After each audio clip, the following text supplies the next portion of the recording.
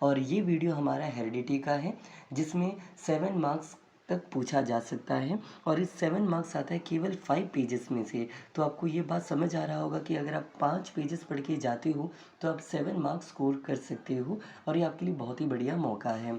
तो चलिए इन 5 पेजों को समझते हैं और जो एग्ज़ाम पॉइंट ऑफ व्यू से जो आएगा हम आपको वो भी बताएंगे, जो प्रीवियस ईयर क्वेश्चन में पूछा गया है हम वो भी आपको बताएंगे और साथ ही साथ जो मैंने सेल्फ मेड नोट बनाया था हम उसको इसमें भी ऐड कर देंगे। तो इस तरह इस वीडियो में बहुत कुछ कंटेंट रहेगा, तो आपको बस ध्यान से देखना है, सुनना है और कुछ नहीं। ओके, तो चलिए वीडियो को स्टार्ट करते हैं।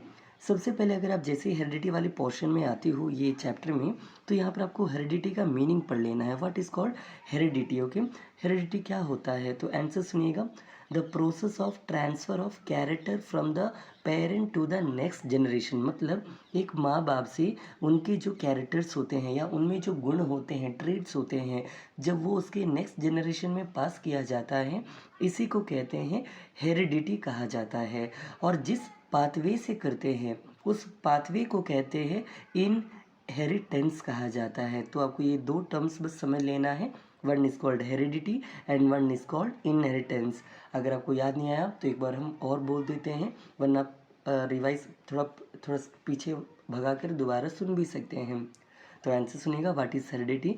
The process of transfer of character and और trade from parent to next generation is called heredity. तो ये है अपना पहला चीज़ जो इस एग्ज़ाम में आपको इस एग्ज़ाम के लिए इस चैप्टर से समझना था। आगे बढ़ते हैं एंड सुनिएगा, एक टर्म आता है, चलिए एक साइंटिस्ट के बारे में बताते हैं। इस पूरी चैप्टर में जो हम लोग के एग्जाम में जो टॉपिक आ रहा है ये 5 पेजेस, इसमें एक आदमी के बारे में आपको पढ़ना है जिनका नाम है ग्रिगर मेंडल। यहाँ पर आप नाम पढ़ पा रहे होंगे, ग्रिगर जोनान मेंडल। तो इनको कहा जाता है फादर ऑफ जेनेटिक्स कहा जाता है। Okay, father of genetics. तो अब ये जेनेटिक्स क्या होता है।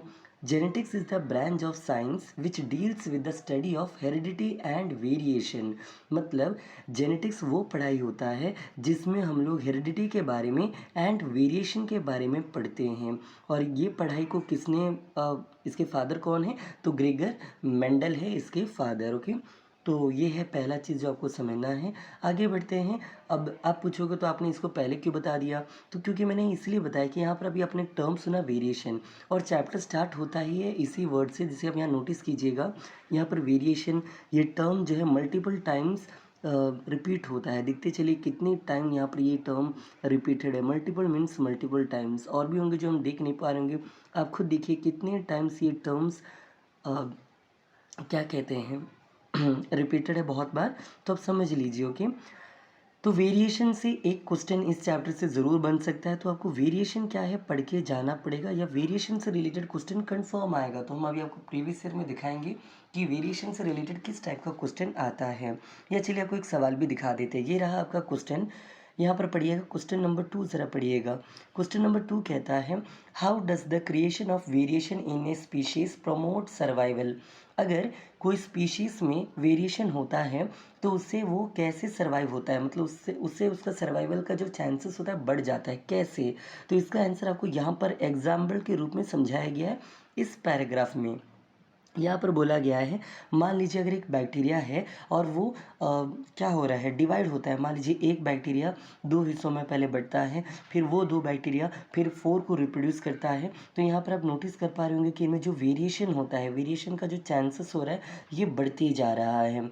जब वेरिएशन बढ़ेगा तो सर्वाइवल का नंबर भी क्या हो जाता है, बढ़ जाता है। और ज़्यादा वेरिएशन किस में होता है, सेक्सुअल रिप्रोडक्शन में होता है, जबकि एसेक्सुअल रिप्रोडक्शन में बहुत ही लिमिटेड वेरिएशन होता है।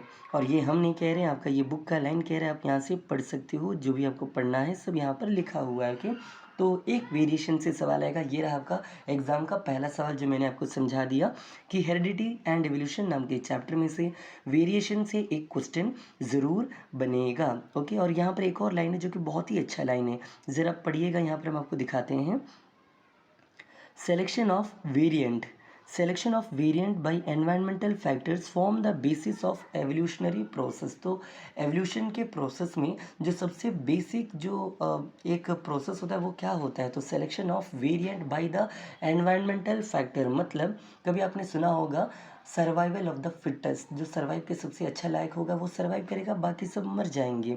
और इनको कौन सेलेक्ट करता है? तो बाई नेचर, नेचर के पास ये क्या कहते हैं, उनके पास ये टैलेंट है कि उसको जो लगे कि हमको लगता है कि ये सर्वाइव कर सकता है, तो नेचर अपने आप उसको सर्वाइवल की ओर ले चलेगा, और जो बाकी रहेंगे वो सब मर जाएंगे। तो यहीं पर ये लाइन आपको बस ये लाइन रट्टा मार के पढ़ लेना। ओके, नेक्स्ट क्वेश्चन के आगे बढ़ते हैं। यहाँ देखिएगा, ये रहा आपका second question exam point of view से, what is called inherited trades. इससे भी पहले अगर आप आती हो तो एक और चीज़ है जो कि आज से पूछा गया नहीं है बट आ सकता है, वो सवाल ये रहा, the rules of heredity determine the process of by which trades and characters are reliably inherited. तो एक लाइन है कि जो हेरिडिटी होता है मतलब पेरेंट टू नेक्स्ट जनरेशन, ये क्या चीज़ पर डिपेंड करता है? तो आंसर ट्रेट एंड कैरेक्टर्स पर डिपेंड करता है। चलिए आपको एक और चीज़ बताते हैं कि ट्रेट एंड कैरेक्टर में डिफरेंस क्या होता है। ओके, तो ये बताते आ जाइए। देखिए, ट्रेट कैरेक्टर क्या होता है, जैसे मान लीजिए हम टॉल है, तो जो टॉल है ये मेरा कैरेक्टर, सॉरी टॉल नहीं, मेरा जो हाइट है ये मेरा कैरेक्टर है। लेकिन हाइट दो तरह के हो सकते हैं, टॉल भी हो सकता है एंड शॉर्ट भी हो सकता है, तो ये मेरा ट्रेट कहलाएगा। चलिए आपको एक और चीज़ समझाते इसी तरह। मान लीजिए मेरा कलर कलर मेरा कैरेक्टर है, लेकिन मेरा कलर दो तरह का हो सकता है, हम वाइट भी हो सकते हैं या ब्लैक भी हो सकते हैं, तो ये मेरा ट्रेट कहलाएगा। या चलिए एक और एग्जाम्पल ले लेते हैं। मान लीजिए मेरा शेप या फैट है ना, फैट नहीं उसको क्या कहते हैं, बॉडी वेट, मेरा वेट, ये वेट मेरा फैट भी हो सकता है या तो स्लिम भी हो सकता है, मोटा या तो पतला। तो ये आपका क्या हो गया, ये भी आपका, ये होता है आपका कैरेक्टर और ये होता है आपका ट्रेट। तो कैरेक्टर एक बड़ा टर्म है और कैरेक्टर के अंदर आता है आपका ट्रेट नाम का टर्म, ये आपको बस समझ लेना है। ओके, आगे बढ़ते हैं। चलिए, तो यहाँ पर अब आपको पढ़ना है कि व्हाट इज़ इनहेरिटेटेड ट्रेट।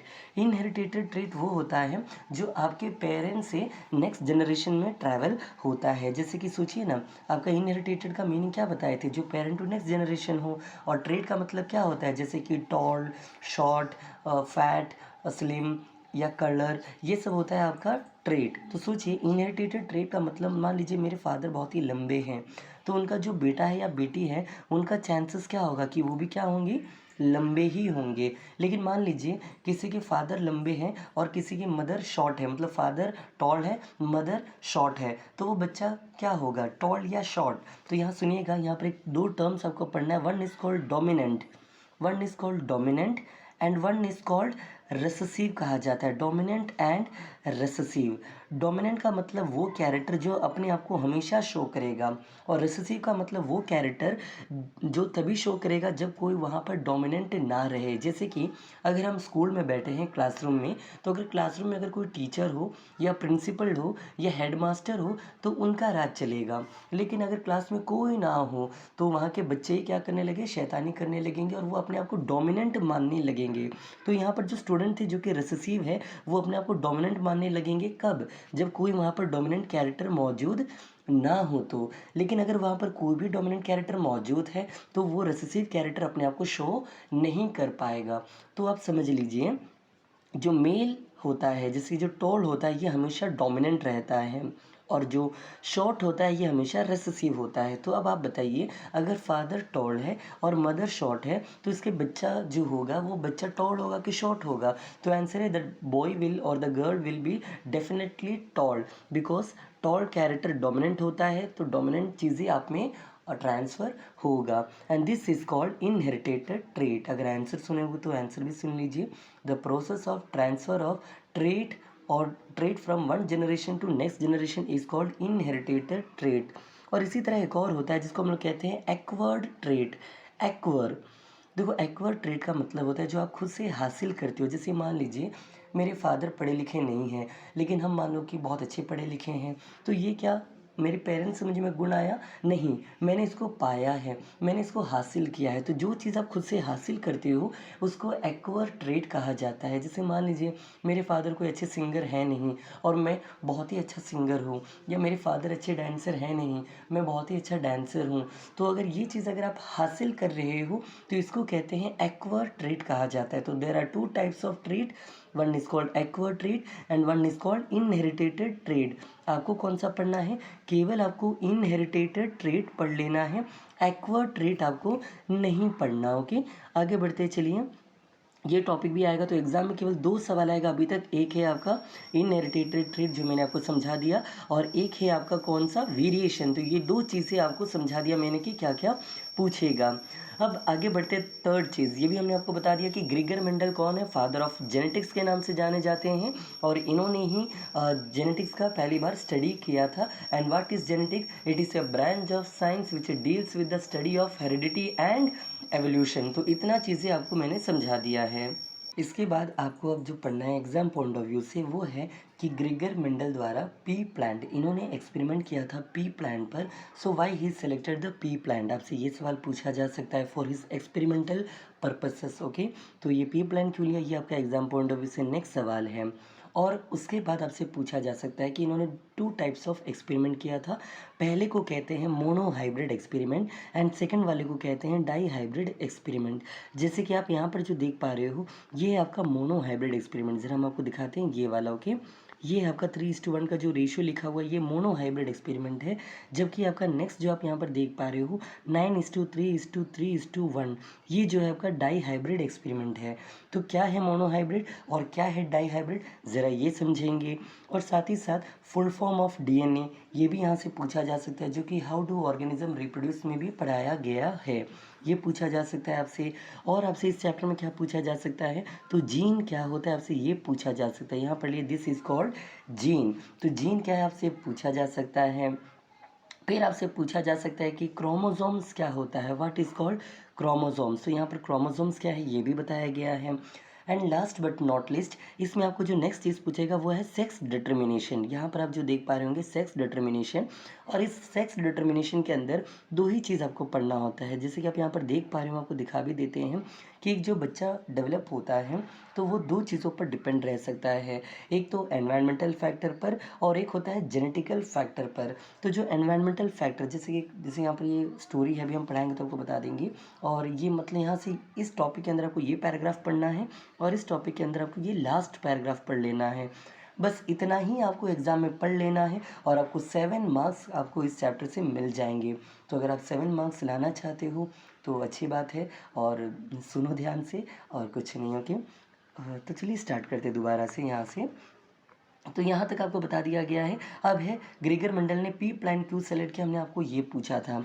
तो रीज़न बस इतना सा है, पी प्लांट का जो लाइफ स्पैन होता है, उम्र जो होता है बस बहुत ही कम होता है। तो जिससे क्या होगा, ज़्यादा से ज़्यादा वो प्लांट पर, ज़्यादा से ज़्यादा पी प्लांट पर वो स्टडी कर पाएंगे। तो फर्स्ट रीज़न कि उनका लाइफ स्पैन क्या होता है पी प्लांट का, हम रीजन्स यहाँ लिख देते चलिए। First point, okay, first life span, उम्र कम रहता है इसलिए उन्होंने उनको लिया। सेकेंड रीज़न जो होता है, ये ऑल वेदर्ड क्रॉप होता है। ऑल वेदर्ड मतलब कोई भी सीज़न में, कोई भी मंथ में ये ग्रो कर सकता है, ये भी एक अच्छा रीज़न है। लेकिन सबसे इम्पॉर्टेंट रीज़न, जो सबसे खास रीज़न है, वो अब लिखते आ जाइए। So the most important reason is the pea plant has 7 pair of contrastic trait. 7 pair of contrastic trait का मतलब होता है इनमें 7 तरह के अलग अलग तरह के कैरेक्टर थे। अब सातों कैरेक्टर के अंदर में क्या होगा, 14 तरह के ट्रेट होंगे। ज़रा सोचिए ना, हम आपको बताए थे कि एक कैरेक्टर के अंदर 2 तरह के ट्रेट होते हैं। जैसे कि समझ लीजिए, अगर हम कहेंगे हाइट, तो हाइट क्या हो सकता है, टॉल भी हो सकता है, शॉर्ट भी हो सकता है। या मान लीजिए कोई और चीज़ लेते हैं, जैसे कि हाइट के अलावा हम क्या लें, हाइट के अलावा मान लीजिए हम लोग कलर, तो कलर भी 2 तरह के हो सकते हैं। तो कैरेक्टर अगर एक है तो उसके अंदर ट्रेट कितने हैं, 2 हैं। उसी तरह जो पी प्लांट है, पी प्लांट में 7 तरह के कैरेक्टर हैं, तो टोटल नंबर ऑफ ट्रेट्स कितने हो जाएंगे, 14। तो जब 14 तरह के ट्रेट है तो उसमें स्टडी करने में बहुत ही आसान रहेगा, और अच्छे से वो स्टडी कर पाएंगे। आपको इसको हम बुक के हिसाब से समझाते, ज़रा देखिएगा, ये रहा आपके बुक के हिसाब से। एक पी प्लांट में देखोगे तो ये देखिए, राउंड पी प्लांट हो सकता है, व्रिंकल्ड पी प्लांट हो सकता है, येलो पी प्लांट हो सकता है, ग्रीन पी प्लांट हो सकता है, टॉल पी प्लांट हो सकता है, ड्वार्फ पी प्लांट हो सकता है। तो इस तरह कितने सारे कैरेक्टर होते हैं एक पी प्लांट में। So that's why he has selected the pea plant for his study purposes. तो आई होप आपको अगला सवाल भी आपके एग्जाम पॉइंट ऑफ से मिल गया कि उन्होंने पी प्लांट को क्यों सेलेक्ट किया। Okay, then what is gene जो बोले तो उसका आंसर भी सुन लीजिए, यहाँ पर आ जाइए, ये रहा what is gene. The functional unit of DNA is called gene. जो डीएनए का जो फंक्शनल यूनिट होता है उसी को हम लोग कहते हैं जीन। अब ये डीएनए कहाँ होता है, तो अब हम कुछ आपको बताते, ज़रा सुनिएगा क्लास 8 से आप पढ़ रहे हो कि cell is the basic unit of life, लेकिन सेल्स के अंदर क्या होता है? न्यूक्लियस होता है। न्यूक्लियस के अंदर क्या होता है? तो क्रोमोसोम्स होता है। What is chromosomes? Chromosomes are the thread like structure which consist of the DNA, है ना, which consist of the genetical material DNA. तो क्या होता है? क्रोमोसोम एक थ्रेड लाइक स्ट्रक्चर होता है जिसके अंदर डीएनए मौजूद होता है। तो ये लिख लीजिए, क्रोमोसोम के अंदर डीएनए। डीएनए के अंदर क्या होता है? The functional unit which is known by the name gene. तो आपको ये समझना है कि जीन क्या होता है। तो ये फंक्शनल यूनिट है किसका? तो डीएनए का। डीएनए क्या है? ये एक तरह का क्या होता है? मटेरियल है, जेनेटिकल मटेरियल, जो कि ट्रांसफ़र होता है पेरेंट टू नेक्स्ट जनरेशन। और क्रोमोसोम क्या है? तो थ्रेड लाइक स्ट्रक्चर होता है। और क्रोमोसोम से आपसे एक और सवाल पूछा जा सकता है कि ह्यूमन बॉडी में how many pair of chromosome पाया जाता है? तो 23 पेयर। 23 पेयर का मतलब क्या होता है? मतलब इसका डबल कर दीजिए, जोड़ा, तो कितना होगा? 46 क्रोमोसोम होगा। लेकिन इस 23 पेयर में से 22 पेयर जो होता है इसको कहते हैं ऑटोसोम, मतलब नॉर्मल क्रोमोसोम कहा जाता है। ऑटोसोम या तो नॉर्मल क्रोमोसोम। और जो बाकी एक पेयर है जिसको हम लोग सेक्स क्रोमोसोम के नाम से जानते हैं। एक पेयर का मतलब कितना होता है? दो। एक एक मतलब दो होता है। और ये दो पेयर कौन कौन से? तब वो ज़रा सुन लीजिएगा। अगर मेल हो तो उनमें होगा एक्स वाई, और फीमेल हो तो ये होगा आपका एक्स एंड एक्स। अब सोचिए, अगर एक मेल का एक्स क्रोमोसोम अगर एक फीमेल के एक्स क्रोमोसोम के साथ मीटिंग करेगा तो वो क्या प्रोड्यूस होगा? X x. और जब सेम हो तो ये होता है गर्ल प्रोड्यूस होता है। फिर ज़रा सोचिए, अगर बॉय और यहाँ था आपका गर्ल, ये वाला, फिर अगर एक्स अगर अगले एक्स के साथ मीटिंग करेगा तो भी क्या प्रोड्यूस होगा? गर्ल। लेकिन अगला वाई अगर एक्स के साथ प्रोड्यूस करेगा, मतलब बॉय में से, मेल में से अगर वाई आ जाए और फीमेल का अगर एक्स आ जाए तो ये एक्स वाई होगा, जिससे होता है बॉय प्रोड्यूस होता है। फिर अगर लड़के का वाई और लड़की का एक्स, मतलब एक्स वाई फिर से आ जाए तो ये फिर से क्या होगा? ये फिर से आपका बॉय प्रोड्यूस होता है। अगर आपको समझ नहीं आया तो हम ज़रा दोबारा से आराम से बना के आपको समझाते हैं, क्योंकि ये 5 मार्क्स का यही क्वेश्चन आता है हर साल। आपको ये 7 मार्क में से 3 मार्क आपको शॉर्ट क्वेश्चन रहेंगे और 4 या 5 मार्क का आपका लॉन्ग क्वेश्चन रहेगा। तो ये लॉन्ग क्वेश्चन को हम आपको समझा रहे हैं, तो ज़रा प्लीज़ ध्यान से सुनिएगा और समझिएगा। हम आपको ये बता रहे हैं, मान लीजिए एक तरफ मेल है और एक तरफ फीमेल है। मेल में जो 2 टाइप्स ऑफ क्रोमोसोम होता है वो होता है sex chromosome and normal chromosome. तो जो सेक्स क्रोमोसोम होता है एक लड़की में पाया जाता है वो होता है एक्स वाई, और जो फीमेल में होता है वो होता है एक्स एक्स। अब आप बताइए, अगर लड़की का एक्स अगर लड़की के एक्स के साथ अगर मीटिंग करेगा तो एक्स एक्स प्रोड्यूस करेगा, और ये एक्स एक्स का मतलब क्या होता है? गर्ल, बेटी पैदा होगी।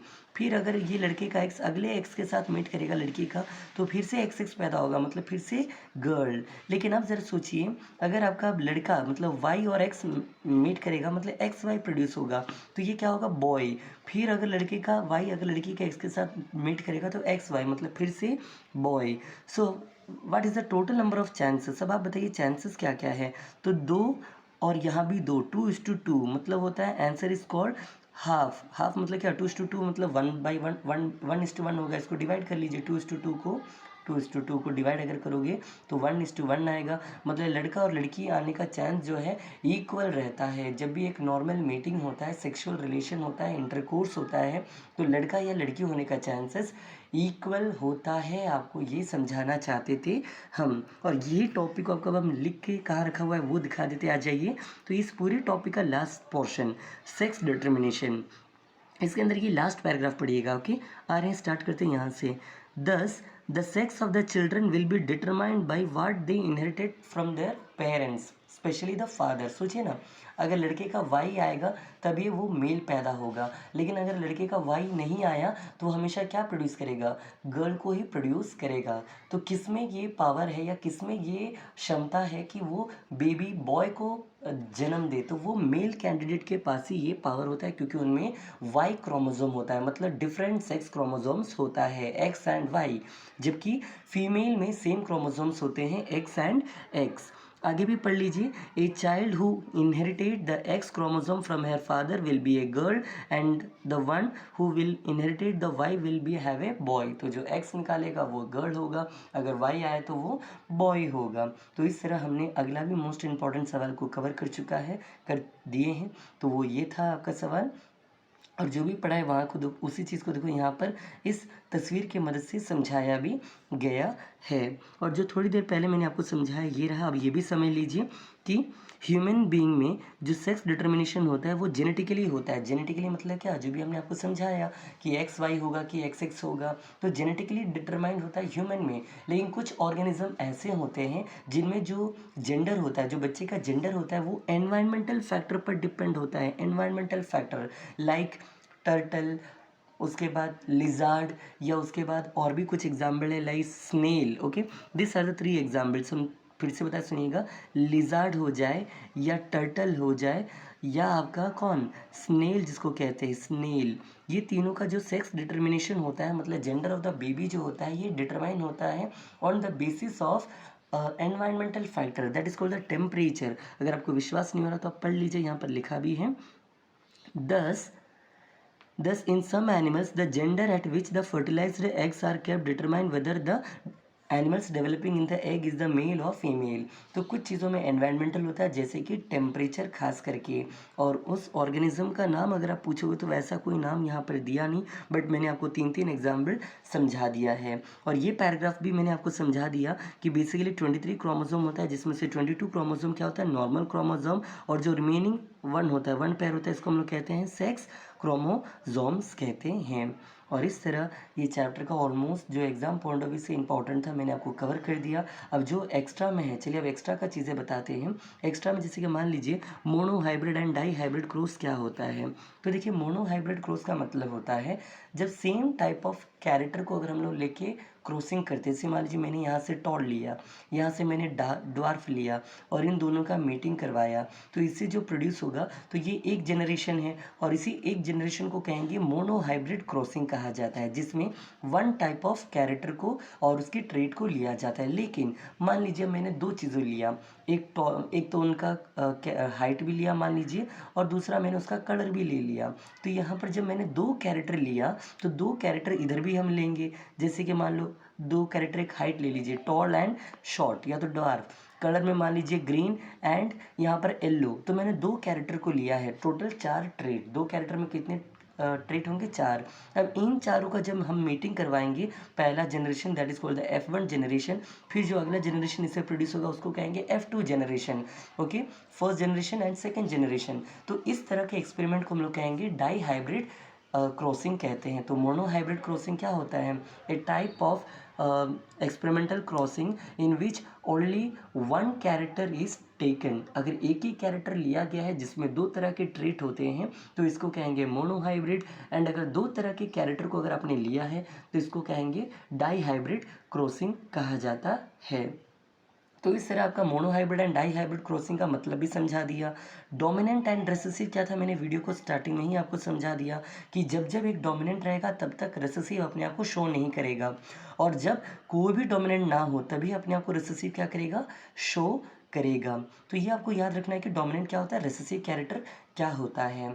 देन आपको पढ़ना है 2 टर्म्स और, phenotypic ratio and genotypic ratio. तो देखिएगा फिनोटिपिक रेशियो वो होता है जो फिजिकली आप देख पाते हो। जैसे कि मान लीजिए हम एक पतले इंसान को आपके आँख के सामने खड़ा कर दे तो आप देख के पहचान पाओगे कि ये आदमी पतला है। तो इसको कहेंगे फिनोटिपिक रेशियो।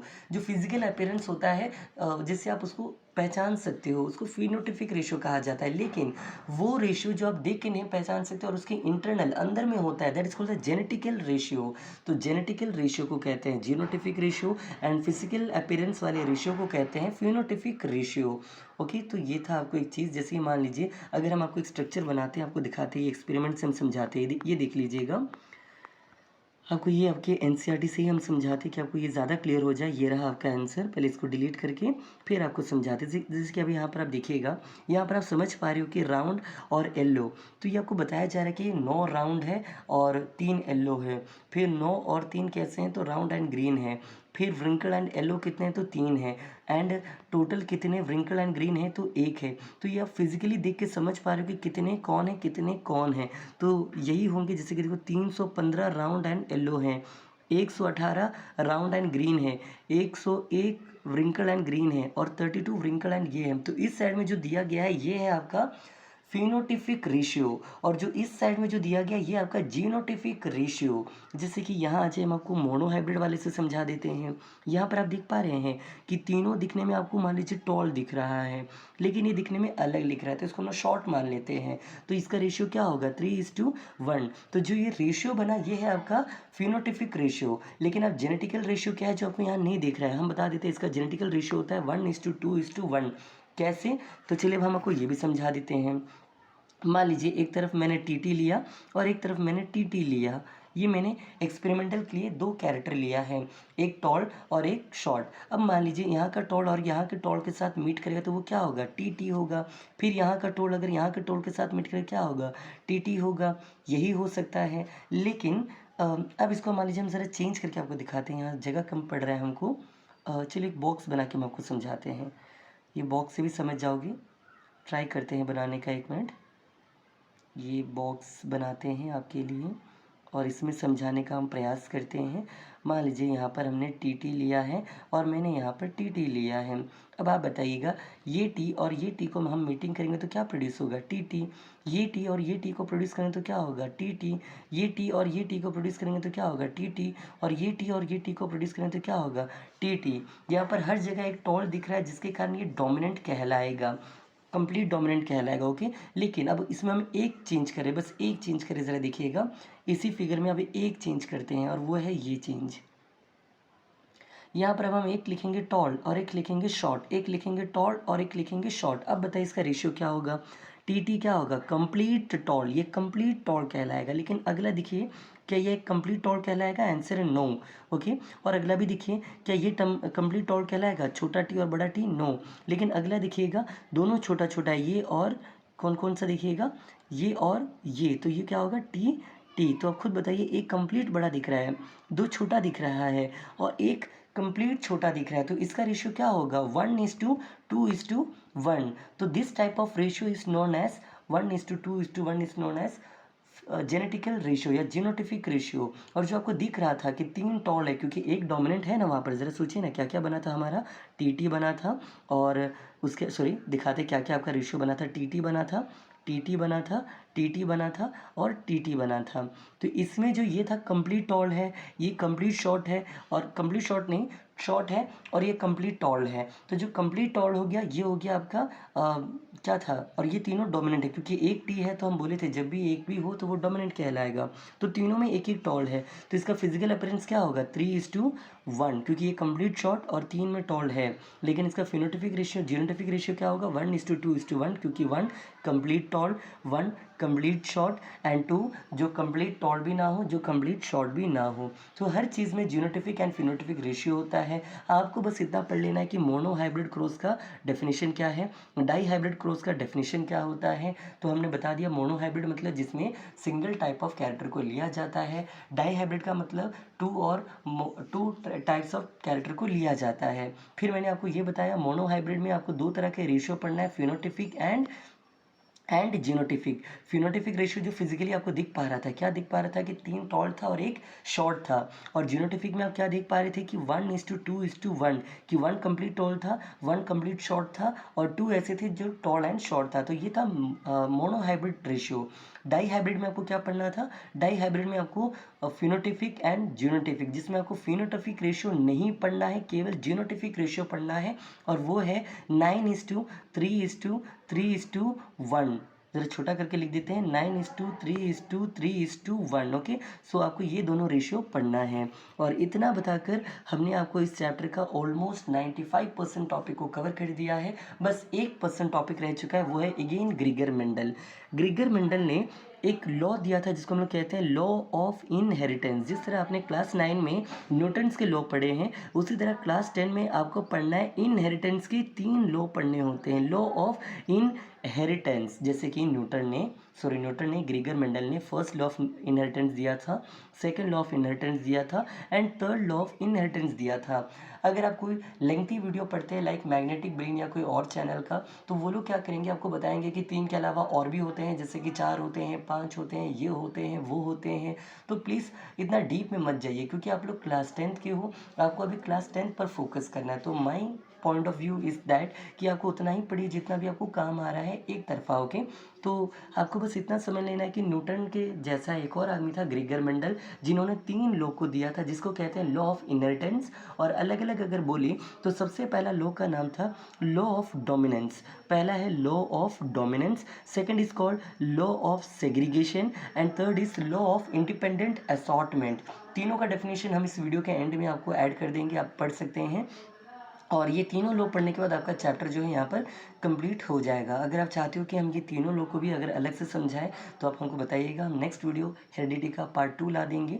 उसमें हम प्रीवियस ईयर क्वेश्चन एंड आपका जो रिमेनिंग थिंग्स है लाइक मोस्ट इंपॉर्टेंट क्वेश्चन और भी जो चीज़ें रहेगा हम उसको कवर कर लेंगे। रीज़न ये था कि वीडियो ज़्यादा लेंथी हो जाएगा, आप पक जाओगे, तो हम आपको पकाना नहीं चाहते। आई होप आपको वीडियो समझ आया और आपको रेलेवेंट इन्फॉर्मेशन मैंने दिया। लेकिन चलिए जाते जाते एक काम तो ज़रूर करेंगे कि मैंने टोटल क्या क्या आपको बताया आपको वो दिखा देते, ओके। तो सबसे पहला चीज़ जो मैंने आपको इसमें बताया था, चलिए कलर चेंज करके बता देते हैं आपको। सबसे पहला चीज़ मैंने आपको बताया था कि वेरिएशन क्या है पढ़ लीजिएगा, इंपॉर्टेंट है। सेकंड मैंने आपको बताया था कि यहाँ पर आएगा आपका ये selection of variant by the is the basis of evolutionary process, ये रट लीजिए, मैंने आपको बताया था। थर्ड मैंने आपको बताया था इनहेरिटेड क्या है, ये पढ़ लीजिएगा, इंपॉर्टेंट है। फोर्थ मैंने आपको ये बताया था कि ग्रेगर मेंडल जो भी, छोड़िए यहीं से देखते चलते, जीन क्या है, जीन का डेफिनेशन पढ़ लीजिएगा, it is the unit of heredity, हाँ ना, ऐसे पढ़ लीजिएगा, या फंक्शनल यूनिट ऑफ डीएनए बोले थे। और ये था डाई हाइब्रिड क्रॉस का रेशियो। उसके बाद आपको ग्रेगर मेंडल ने पी प्लान क्यों सेलेक्ट किया वो रीज़न पढ़ाए थे। क्रोमोसोम्स क्या होता है ये पढ़ाए थे। नंबर ऑफ क्रोमोसोम्स कितने हैं ये बताए थे। Sex determination environmental factor and genetical factor पर डिटरमाइन होता है, मैंने आपको ये भी बता दिया। एंड फाइनली मैंने आपको ये बताया था कि सेक्स ऑफ द बेबी कैसे डिटरमाइन होता है, ये भी मैंने आपको पढ़ा दिया। Why he selected P plant, इसका रीज़न भी मैंने आपको बता दिया। Who is Gregor Mendel the father of genetics, मैंने आपको ये भी पढ़ा दिया। और मैंने आपको कुछ टर्म्स पढ़ाया जैसे कि डोमिनेंट क्या होता है, रिसेसिव क्या होता है, फिनोटिपिक क्या होता है, जीनोटिपिक क्या होता है, मोनोहाइब्रिड क्या होता है एंड डाईहाइब्रिड क्या होता है। अगर आप इतना कर लेते हो तो आपका 7 मार्क कंफर्म मिल जाएगा, ये मेरा आप विश्वास है। तो आप विश्वास कीजिए और जितना पढ़ा है उतना पढ़ लीजिए, आपको बहुत काम आएगा। इस वीडियो के लिए इतना ही। अगर अच्छा लगा हो तो दोस्तों के साथ शेयर ज़रूर कीजिएगा, बस इतना ही। एंड हम भी यहीं पर हैं आपके साथ जब तक आपका एग्ज़ाम ख़त्म ना हो जाए, तो हम भी हैं, ओके, बस इतना ही। जो ऐसा है तो क्या डरना फिर।